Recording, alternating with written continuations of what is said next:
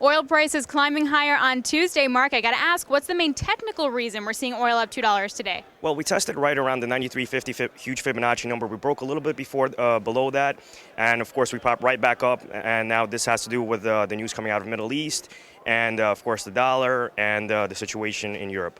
Right, and I just want to get to the latest Commitment of Traders report first before we go to some geopolitical issues. It seemed like in the latest report, both longs and shorts increased their positions. Does that mean that traders are just really confused right now? Well, actually, a lot of traders are on vacation right now, so you're seeing a lot of high volatility trading, low volume.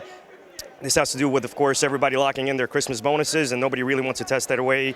Give that away and test the markets. So we're looking still at like maybe a 90 and then 102 level for a big range? I think the big range is definitely going to be between $90 and $100, but I'd definitely be more focused around 95 to 100. All right, let's go to those geopolitical issues, and I wonder what kind of risk premium, fear premium that we're seeing. We have, as we know, riots in Kazakhstan, which produces over 1.6 million barrels of oil a day, political uncertainty in Russia, which produces over 10 million barrels of oil a day, and the IEA is actually anticipating that Iran's oil production will fall to below 3 million barrels a day by 2016. What does all that mean for oil prices, long and short?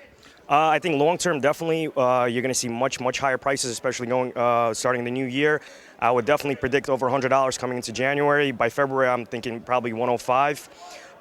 From a geopolitical standpoint, crude oil being a macro product, first you saw news coming out of Greece.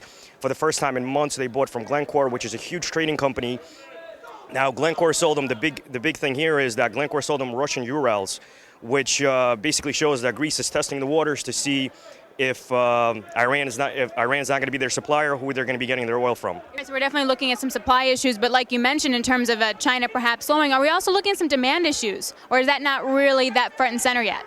No, I'd definitely be focused on demand issues because of the slowing economies that are going on, plaguing the Middle East, and of course China. So shouldn't oil then be at like $80 or $70? Why is it still so high? Well, it's actually following the dollar. You have gold prices. And of course, direct correlation with S&P 500 and the stock market. I guess my last question is, what do you think is the true price of oil then, if we're just going to factor in some supply and demand issues and you take out all that froth and investor hot money? Well, my opinion is definitely very biased. I think crude oil at maximum is probably an $80 product.